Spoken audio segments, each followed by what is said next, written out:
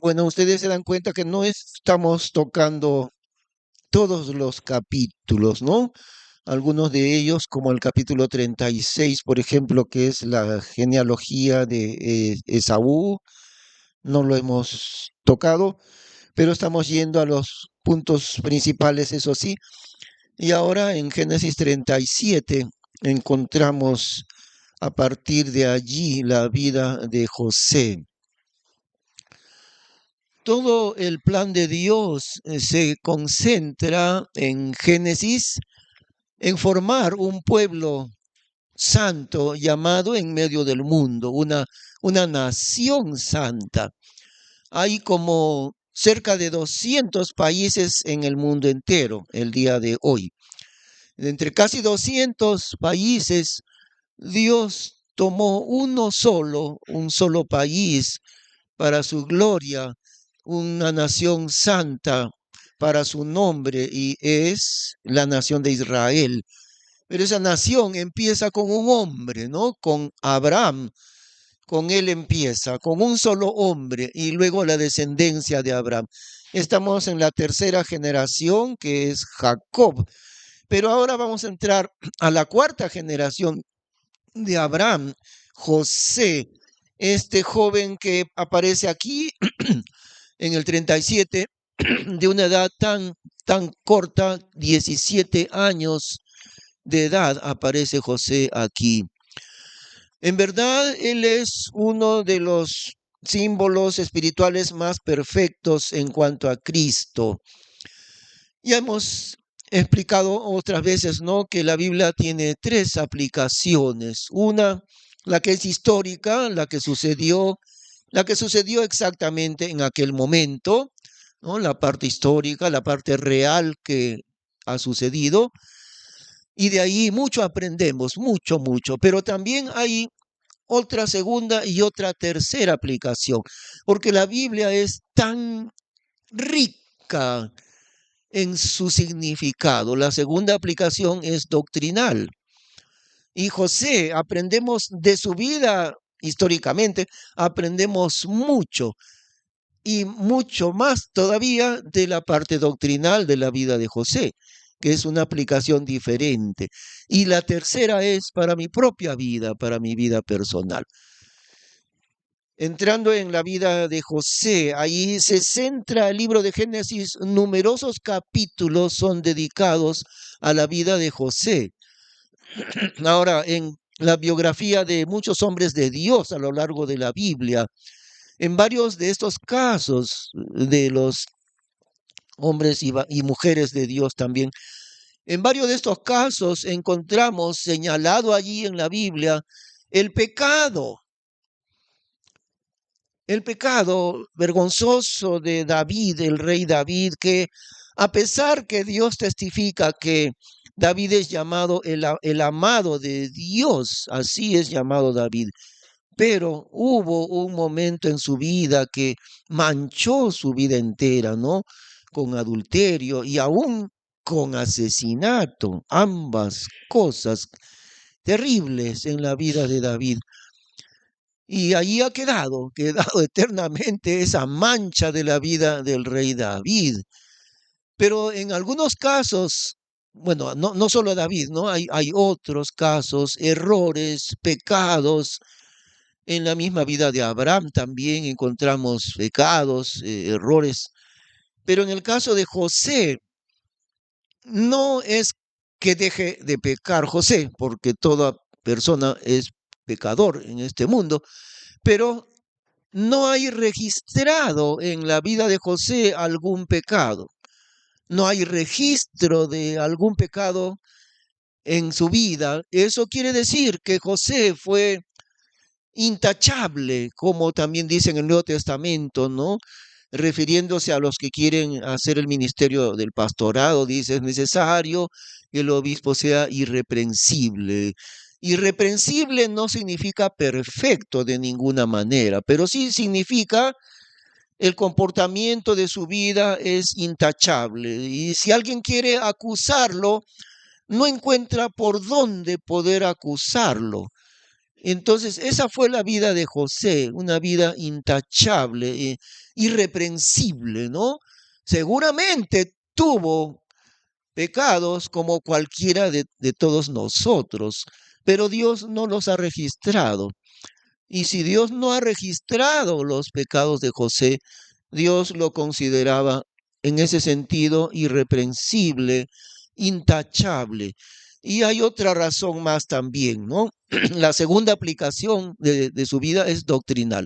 Entonces José doctrinalmente es un símbolo perfecto del Señor Jesucristo.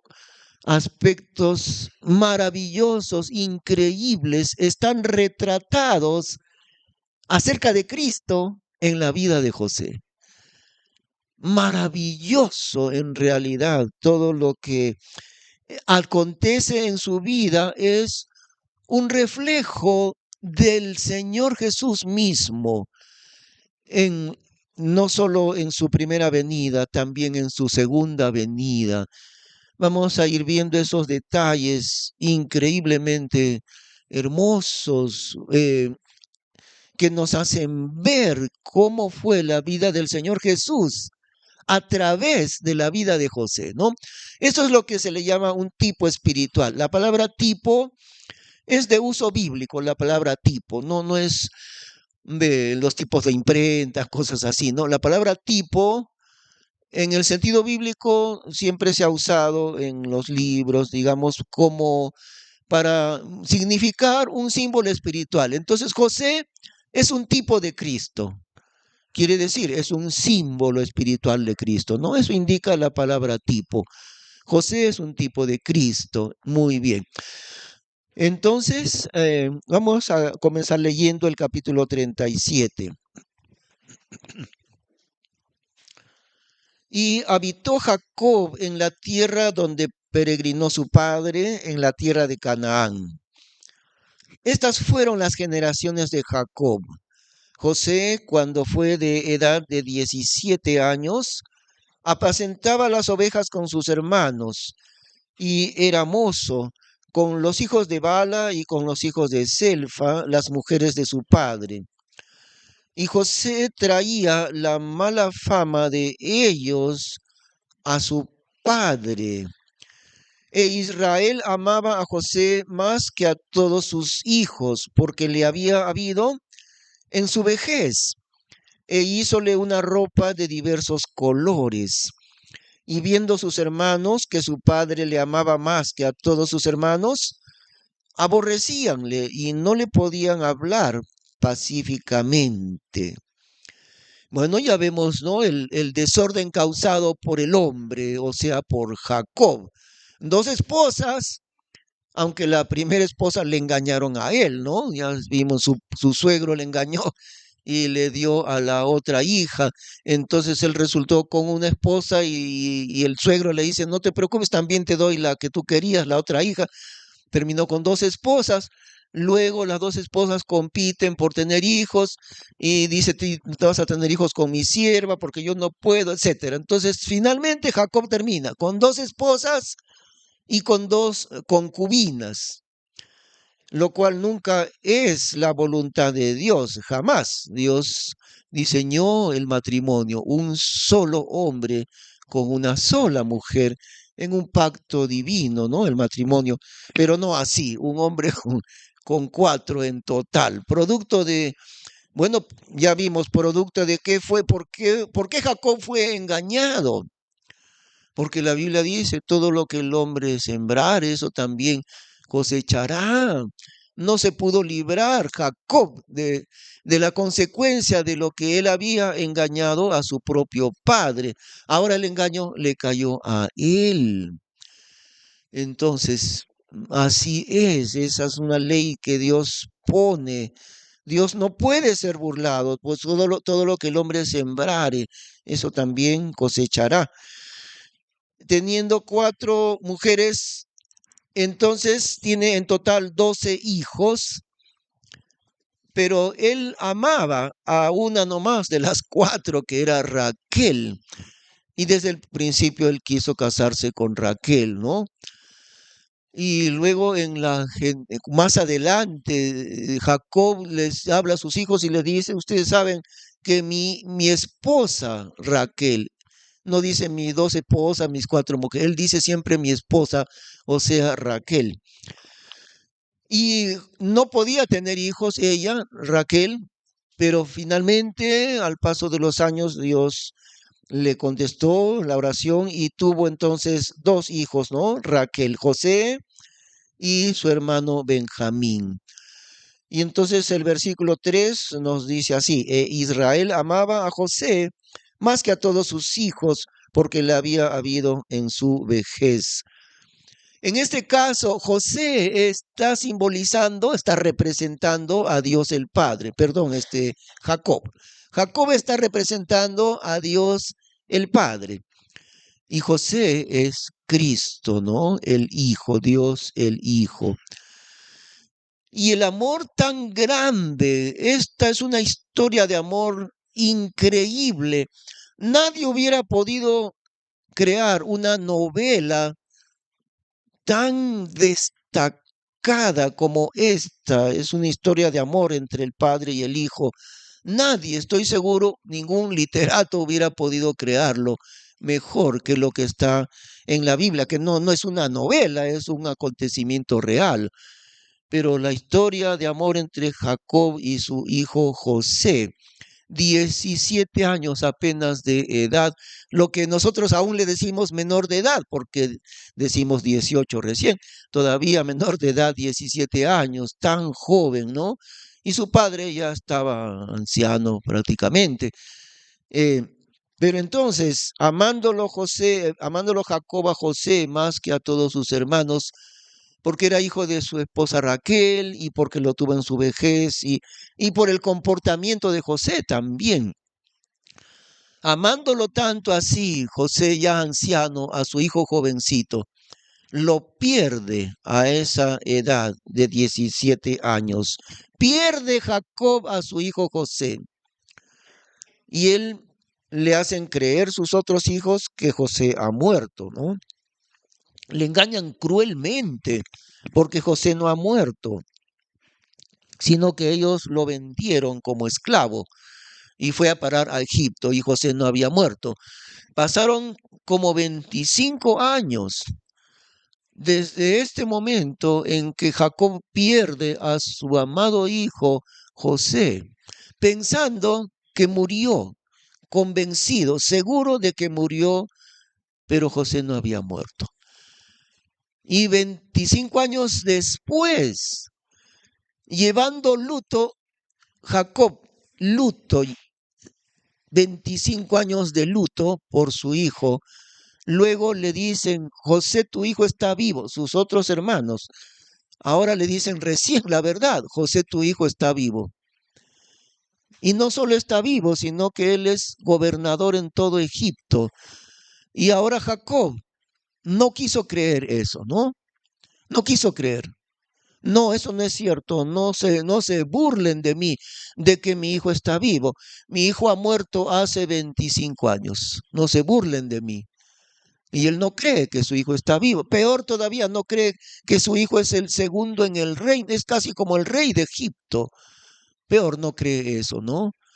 Bueno, vamos a ver más adelante, pero como digo, una historia de amor tan grande como esta, porque nos retrata la relación entre Dios el Padre y su Hijo Jesucristo. Eso es la vida de José. Vamos a ir viendo esos aspectos. En primer lugar, el amor tan grande que tenía su padre por él. Y Dios lo testifica ahí. Israel amaba a José más que a todos sus hijos, de tal manera que sus hermanos estaban molestos, versículo 4, y viendo sus hermanos que su padre le amaba más que a todos sus hermanos, aborrecíanle y no le podían hablar pacíficamente. Y esto es un retrato espiritual del Señor Jesús. Vino Él a su tierra de Israel, vino el Señor del cielo, dejó su trono celestial, Dios el Hijo se hizo hombre en el cuerpo de la Virgen María y estuvo en medio de los hombres. Y cuando tenía ya más de 30 años, entonces se presentó públicamente hacia Israel. Recién, ¿no? No, él no se manifestó antes, recién a los 30 años. Se presenta el Señor ante Israel y su ministerio que duró un poco más de 3 años. Pero ¿qué es lo que vamos viendo en los evangelios? Se agolpa el odio de los líderes de Israel contra el Señor Jesús. Debido a que Israel es una nación santa, una nación para Dios, el gobierno de Israel era un gobierno religioso. Israel no tenía independencia, estaba sujeto a Roma, era una colonia de Roma, ¿no? Pero tenía un gobierno interno nada más. Ese gobierno interno era el sumo sacerdote y el concilio de los 70 ancianos. Este era un gobierno religioso. Los religiosos, los doctores de la ley, o sea, los doctores de la Biblia, gobernaban a la nación. Los ancianos de Israel eran ancianos en el sentido religioso. Entonces, no es así en otros países, solamente en Israel. Actualmente no es diferente actualmente, pero en ese tiempo quien gobernaba a Israel eran los religiosos, los fariseos, los saduceos, los sacerdotes, ellos gobernaban. Eh, y entonces comenzaron a crear un odio grande contra el Señor Jesús hasta terminar por matarlo. Y aquí entendemos por qué razón odiaban los líderes de Israel, porque odiaban al Señor Jesús. Aquí lo entendemos, aquí recién en la vida de José. Viendo sus hermanos, verso 4, que su padre le amaba más que a todos sus hermanos, aborrecíanle y no le podían hablar pacíficamente. Ellos sentían que este era Jesús, este Jesús de Nazaret, sentían que él era el amado de Dios. En su vida estaba el poder de Dios. Y no solamente Dios lo amaba la gente pobre de Israel, lo amaba intensamente al Señor Jesús. Y viendo eso, los líderes de Israel le aborrecían a Jesús, viendo que su padre, o sea, que Dios le amaba a él. Ellos sentían eso. En muchos momentos, dice la Biblia, ¿no? Y la gente se admiraba de su doctrina, porque les hablaba como quien tiene autoridad y no como los escribas. Las personas de Israel se admiraban de su enseñanza, porque en su enseñanza había autoridad de Dios.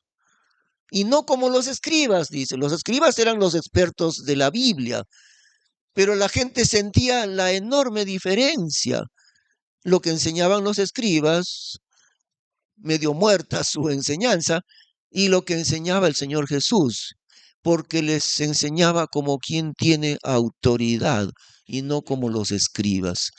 Y viendo sus hermanos, o sea, los gobernantes de Israel, que su padre le amaba más que a todos ellos. ¿Ve?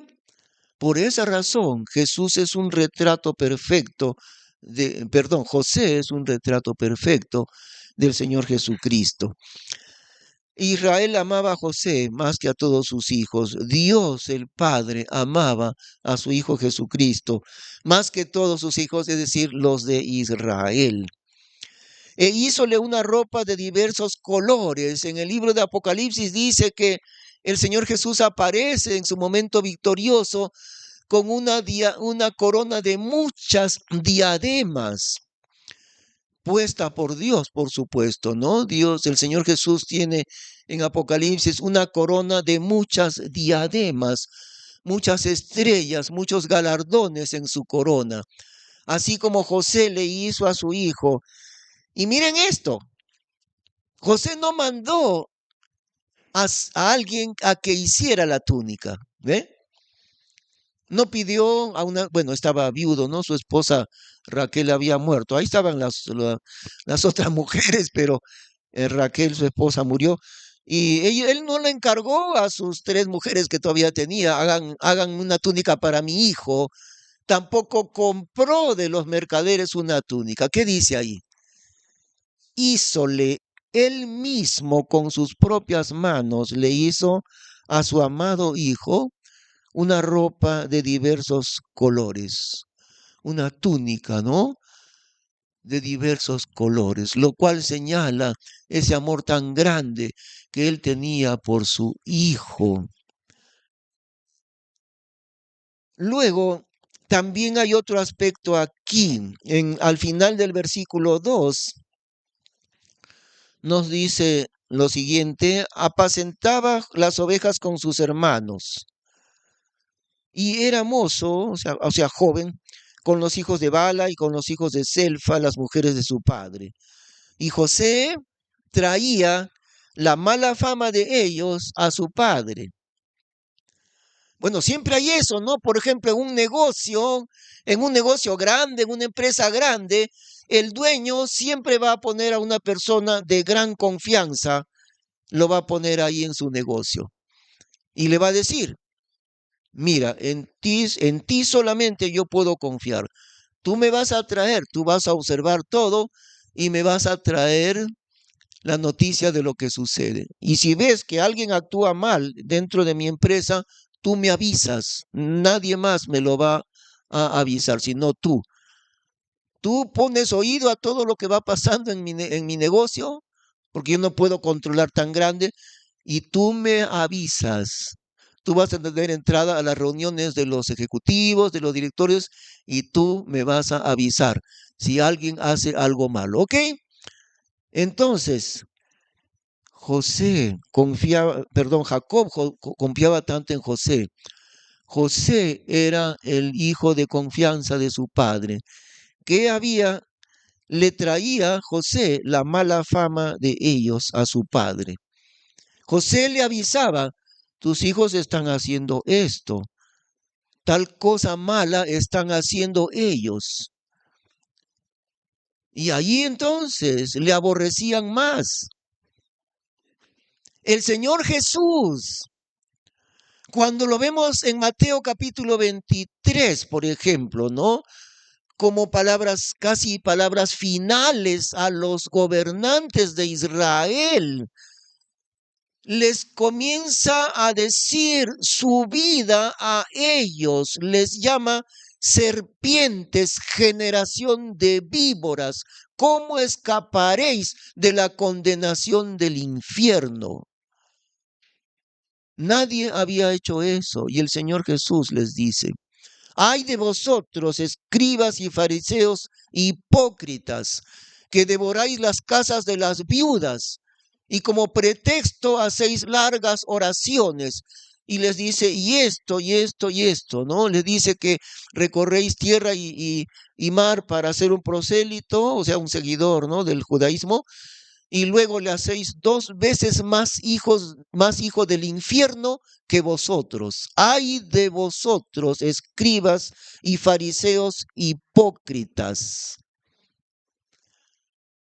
Así es donde le aborrecieron y así es donde le mataron, porque les habló la verdad. Ahora, José le decía a su papá el mal comportamiento de sus hermanos, le avisaba, porque ellos no le iban a avisar. Ellos no iban a decir: hacemos esto, robamos el ganado. Ellos no iban a decir. El que avisaba a su papá era José. Jesús, estando en medio de sus hermanos, los hijos de Israel, sacaba a la luz la maldad de los que gobernaban aquella nación santa de Israel. Y ahí en el templo, ¿no? Que los dueños, había un negocio, el negocio de venta de animales en las fiestas. Venían multitudes de judíos del extranjero a la fiesta, y adentro del templo los dueños de este negocio eran ellos, los fariseos, los escribas. Vendían animales para sacrificio y cambiaban monedas y sacaban muchísimo dinero, mucha ganancia con la venta de esos animales. Y Jesús sacó a latigazos a todos esos comerciantes, diciéndoles, ¿no? Mi casa será llamada casa de oración y vosotros la habéis hecho cueva de ladrones. Y nadie había hecho eso tampoco. Mostrando delante de Dios la maldad de aquellos que dirigían el pueblo de Dios, los gobernantes de Israel, mostrándole ante Dios la maldad de ellos. Y por eso ellos la aborrecen. Y por eso lo llevan a la cruz a matarlo. En lugar de arrepentirse. En lugar de arrepentirse. Lo odian hasta matarlo. Y por eso José nos retrata tan grandemente la vida del Señor Jesús. Ahora vamos al versículo 5, porque viene esta profecía que Dios le manifiesta a José. Estos sueños eran una profecía. No era un simple sueño, ¿no? Eran profecías del futuro, acerca del futuro. Ahora, ya no sucede eso, hermanos. ¿Por qué habían sueños y revelaciones en ese tiempo? Porque la Biblia simplemente no estaba completa. La revelación de Dios todavía no existía. Estamos en el libro de Génesis. Recién hay un solo libro de la Biblia que es Génesis y nada más. Entonces Dios no había revelado su palabra todavía, ¿no? Recién estaba empezando. Por lo tanto, Dios hablaba por medio de sueños. Una vez que se completó la Biblia, en el tiempo del apóstol Juan, ¿no? A finales del primer siglo, se completó la Biblia y no hay más necesidad de sueños y de revelaciones así de Dios. No hay eso como algunos en muchos lugares, muchas iglesias, ¿no? Han vuelto aquello de soñar, lo han vuelto una payasada realmente, ¿no? Y viene a veces el líder y dice, hermano, yo he soñado, Dios me ha revelado en un sueño que usted se va a casar con la hermana tal. Ah, ya, y yo he soñado que usted tal cosa y tal cosa. Es una, algo que es, digamos, para reírse, porque Dios no habla de esa manera. Ya no habla de esa manera. Lo hizo Dios en esos tiempos porque no había su palabra escrita. Y todo lo que Dios ha querido hablar ya lo tenemos. No hay más palabras de Dios que la que ya habló Dios en la Biblia. No hay más. Todo lo que nos hace falta está en ella. No hay más palabras de Dios. Dios ya terminó de hablar, ¿no? Pero en ese momento los sueños eran profecías en realidad del futuro. Por eso sus hermanos se molestaron tanto por el sueño. Versículo 5. Y soñó José un sueño y contólo a sus hermanos, y ellos añadieron a aborrecerle más. Y díjoles, oíd ahora este sueño que he soñado. He aquí que atábamos manojos en medio del campo, y he aquí que mi manojo se levantaba y estaba derecho, y que vuestros manojos estaban alrededor y se inclinaban al mío. Y respondieronle sus hermanos, ¿has de reinar sobre nosotros? ¿O has de enseñorear sobre nosotros? Y añadieron a aborrecerle más a causa de sus sueños y de sus palabras. Y soñó más otro sueño y contólo a sus hermanos diciendo, he aquí que he soñado otro sueño. Y he aquí que el sol y la luna y 11 estrellas se inclinaban a mí. Y contólo a su padre y a sus hermanos, y su padre le reprendió y díjole, ¿qué sueño es este que soñaste? ¿Hemos de venir yo y tu madre y tus hermanos a inclinarnos a ti a tierra? Y sus hermanos le tuvieron envidia, mas su padre miraba el negocio. O sea, Jacob, su padre, estaba intrigado por ese sueño de su hijo, ¿no? Bueno, Jacob le reprende, Jacob también le reprende, porque el segundo sueño significa, soñé que el sol y la luna y 11 estrellas se inclinaban a mí.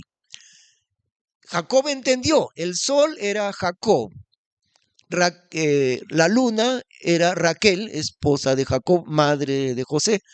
Entonces el sol, Jacob, la luna, Raquel, su esposa, y 11 estrellas, los 11 hermanos de José.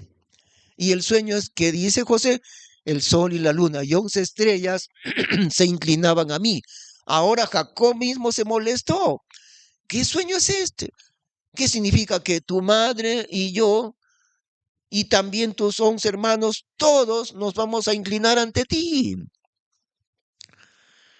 Pero Jacob se quedó intrigado. Perdón, hermano, siempre estos problemas míos de alergia. Jacob quedó intrigado, ¿no? Dice Jacob, miraba el negocio. ¿Qué es esto? ¿Qué significa? Porque Jacob sabía que eso sería para el futuro, una profecía. En realidad es una profecía de Dios mismo, este sueño. Ahora, entonces, cuando el Señor Jesús estuvo en el mundo, ¿no? En medio de Israel,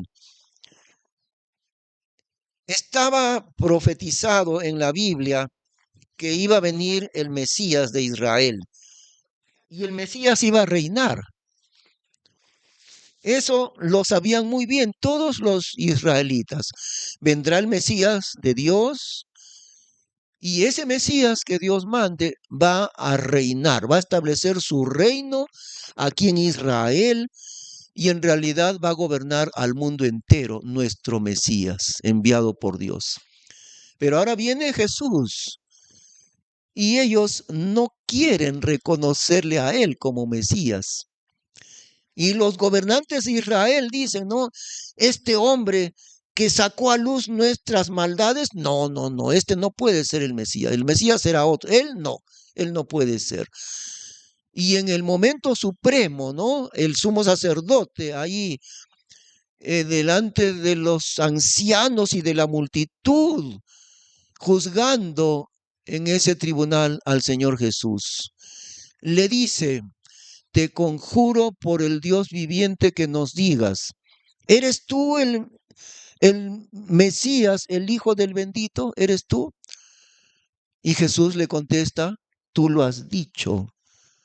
Y no solo eso, desde ahora veréis al Hijo del Hombre, ángeles que suben y descienden sobre el Hijo del Hombre. ¿Qué había contestado Jesús? Es cierto, tú acabas de decirlo, yo soy el Mesías, el Hijo del bendito. Y no solo eso, verán ustedes el poder de Dios subiendo y bajando sobre mí. Y el sumo sacerdote se rompe sus vestiduras como hacían ellos ante una desgracia, ¿no? Juan se rompe toda la vestimenta y proclama, ha blasfemado. ¿Qué necesidad tenemos de más testigos? Ha blasfemado, es digno de muerte. Y no es que había blasfemado, había dicho exactamente la verdad. Yo soy el Mesías enviado de Dios. Pero ellos, llenos de esa dureza satánica en su corazón, toman la sentencia de muerte para él. ¡Qué increíble! Los hermanos de José le aborrecen más porque dicen, ¿qué tal pretensión de nuestro hermano? Este chiquillo de 17 años, nuestro hermano menor, dice que cuando pasen los años, él va a ser como rey y nosotros vamos a inclinarnos ante el rey José. Qué pechuga la de este chiquillo, ¿no? Y le aborrecen. Ahora miren, ellos toman en serio el sueño. Porque si es un sueño, ¿de qué se van a aborrecer por un simple soñé esto y soñé, ya cualquiera sueña, ¿no? Pero no es eso, ellos se dan cuenta, esto se puede cumplir. No es un simple sueño, es una profecía. Y como es una profecía que tendrá cumplimiento, Por eso dice, así que tú vas a reinar. Y por eso intentan matarlo, ¿no? Para que no se cumpla el sueño. Y además lo aborrecen porque piensan que se va a cumplir, saben que se va a cumplir. Aún su padre, no lo aborreció su padre, pero le llamó la atención. ¿Cómo es esto? O sea que tu mamá y yo, tus padres y tus hermanos, todos nos vamos a inclinar ante ti como si tú eres el rey. Los líderes de Israel eso hicieron. Con que tú eres el Mesías de Dios. Tú eres. O sea que tú vas a reinar y nosotros nos vamos a inclinar ante ti. ¿Ven la semejanza exacta entre los días de Jesús en Israel y la vida de José? Le aborrecieron ellos diciendo, así que tú serás nuestro rey. Y los líderes de Israel, viene el sumo sacerdote. Ahora hay una cosa, él sabía, el sumo sacerdote, sabía exactamente la escritura, la Biblia sabía. Y él sabía, en realidad ellos sabían que Jesús es el Mesías de Dios. Sabiendo, lo sentencian a muerte. Por eso Jesús les dice, el pecado de ustedes es imperdonable, porque han dicho que yo expulso los espíritus demoníacos por el poder de Belcebú, que es otro demonio. Y eso es blasfemia contra el Espíritu Santo. Y ese pecado de ustedes no tiene perdón nunca de parte de Dios. Y eso es lo que hicieron, ¿no? Han visto el testimonio del Espíritu Santo acerca de que Él, Jesús, es el Mesías de Dios. Y sabiendo que Él es, lo sentencian a muerte. Los hermanos de José lo aborrecen y lo intentan matarlo para que no se cumpla su sueño. ¿Qué hicieron los líderes de Israel? Lo crucifican para evitar que él reine, para eso. Y dijeron, ahora toda la gente lo sigue a este Jesús, ya no nos siguen a nosotros. La gente, todo el pueblo ya no confía en nosotros, que somos las autoridades, ¿no? Ahora confían en este Jesús y un poquito más y lo van a poner como rey. Entonces, antes que la multitud lo ponga como rey a este Jesús, lo matamos.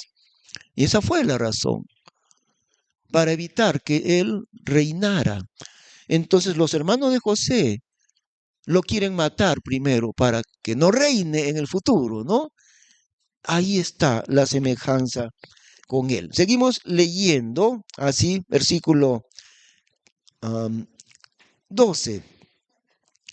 Y fueron sus hermanos a apacentar las ovejas de su padre en Siquem. Y dijo Israel a José, ahora miremos algo significativo, ¿no? Jacob ya no se le llama Jacob, se le llama Israel. Sobre él está el pacto de Dios, por eso Dios le cambió de nombre. Y Dios ya no le sigue llamando Jacob, le llama Israel. Un cambio de nombre, ¿no? Porque hay un cambio de vida en él por esa razón. En muchos casos, Pablo el apóstol, no se llamaba primero Pablo, se llamaba Saulo, pero hubo sobre él la autoridad de Dios y ahora se llamaba Pablo. Abraham no se llamaba Abraham con H y a Abraham, Dios le cambió el nombre. Así, ¿ve? Como siendo una persona nueva realmente. Muchos grupos humanos que han querido decir llevo una vida nueva, se cambian de nombre. Los terroristas se cambian de nombre. Ya no se llama como está en su DNI, ahora tiene otro nombre, el camarada tal, porque dice que lleva una vida nueva. Ahora se llama Israel, Dios le llama así. Versículo 13, perdón, 12, ¿no? Versículo 12, y fueron sus hermanos a apacentar las ovejas de su padre en Siquem. Y dijo Israel a José, tus hermanos apacientan las ovejas en Siquem, ven y enviarte a ellos. Y él respondió, heme aquí. Y él le dijo, ve ahora, mira cómo están tus hermanos y cómo están las ovejas, y tráeme la respuesta. Y no sabía José. Él le dice, anda, mira a tus hermanos y regresas porque yo confío en ti. Infórmame todo, infórmame verídicamente. Eso ya sabía que podía confiar en su amado hijo José. Mira todo y me traes la respuesta. Pero lo que no sabía es, diciéndole, anda y regresas, pasarán 25 años para volver a verlo. Y ve ahora y mira cómo están tus hermanos y cómo están las ovejas y tráeme la respuesta. Y envióle del valle de Hebrón y vino a Siquem. Y hallóle un hombre andando, él perdido por el campo, y preguntóle a aquel hombre diciendo, ¿qué buscas? Y él respondió, busco a mis hermanos, ruégote que me muestres dónde pastan.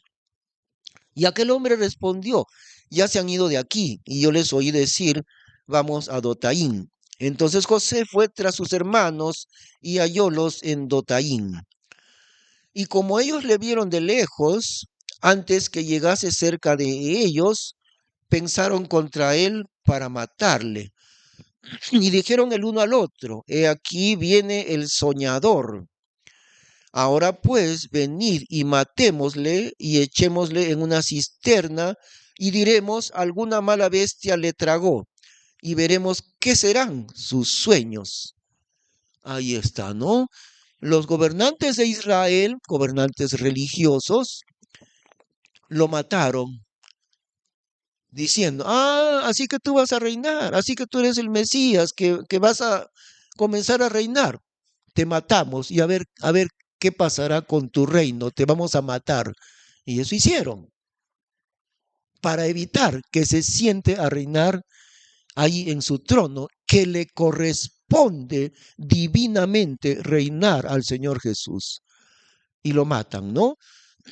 Bueno, Jesús regresó al Padre, al cielo, y dice la Biblia, está sentado a la diestra de Dios y vendrá pronto para instalar su reino allí mismo, donde le mataron, allí mismo, y sentarse en el trono que a él siempre le ha correspondido.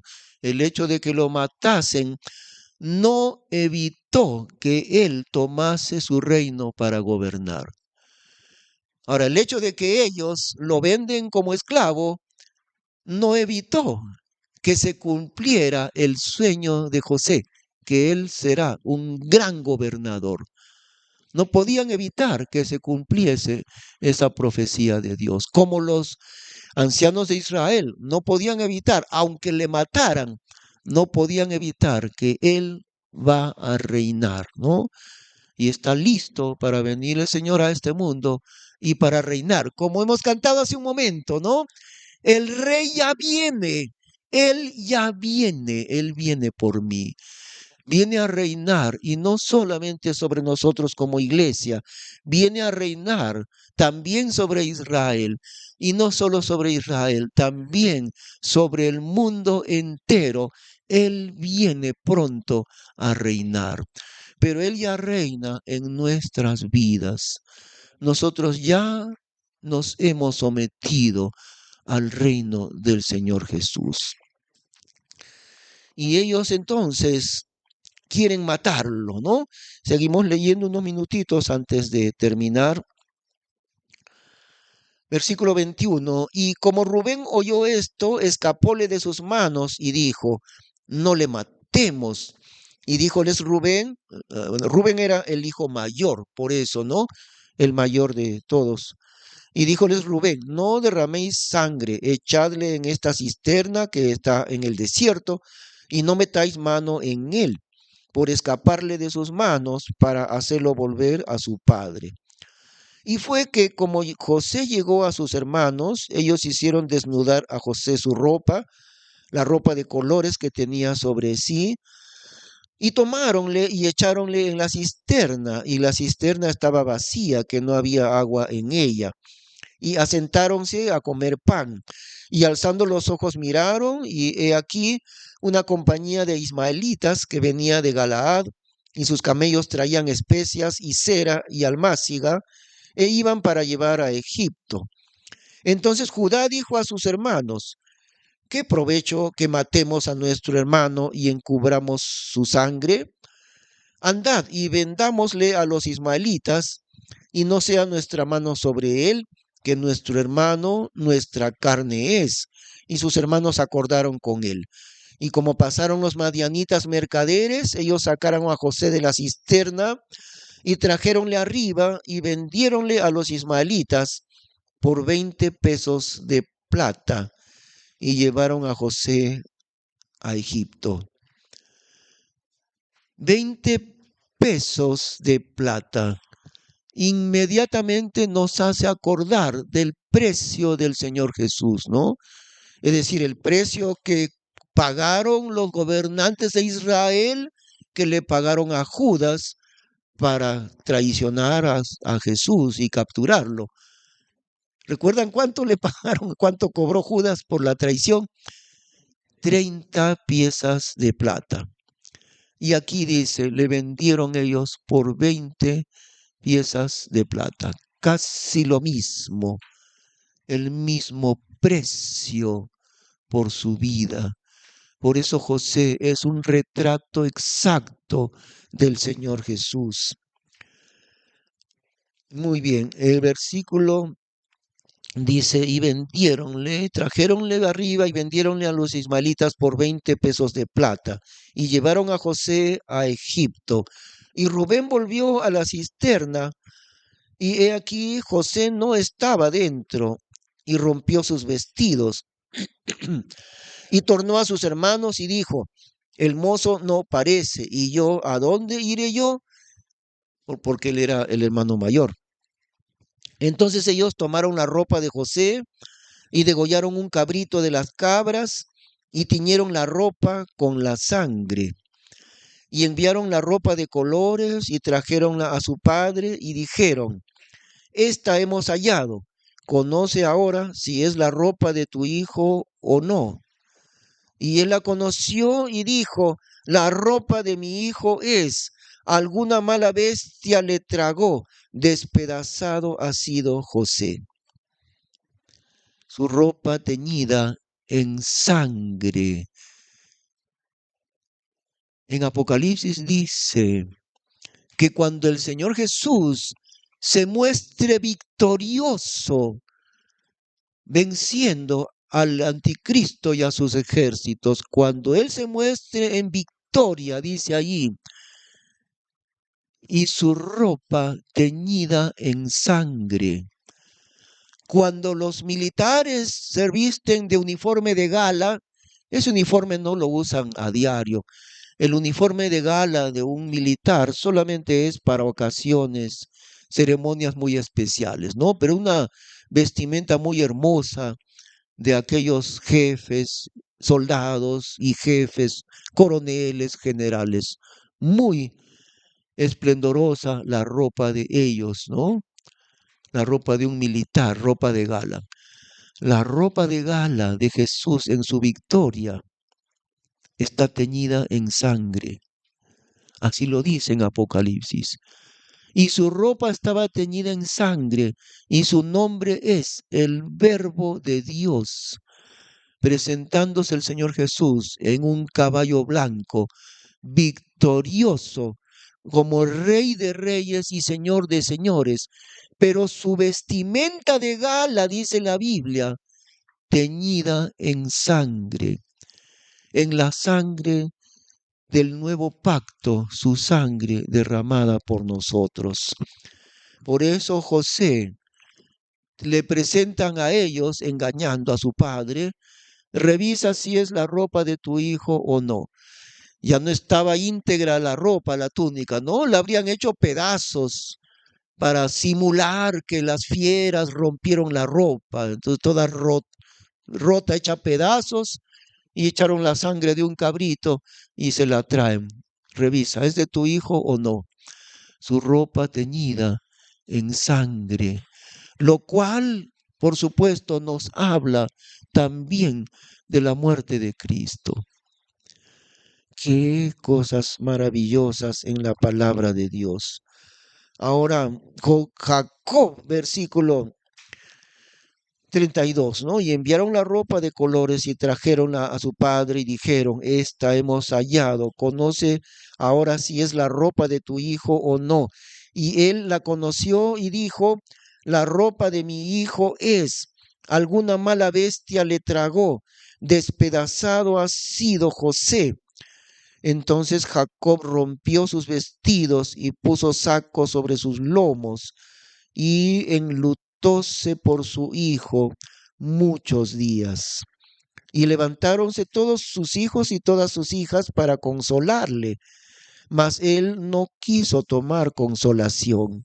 Y dijo, porque tengo de descender a mi hijo enlutado hasta la sepultura. Y lloróle su padre.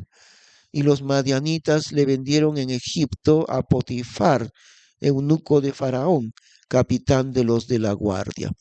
El dolor de el dolor de Jacob por su hijo José nos muestra cuál fue el dolor de Dios el Padre por la muerte de su Hijo Jesucristo. Eso no lo encontramos en ninguna otra parte de la Biblia, sino solamente aquí, porque Jacob representa a Dios el Padre y José es Cristo. Enlutado hasta la sepultura voy a estar, dijo Jacob, por mi hijo José.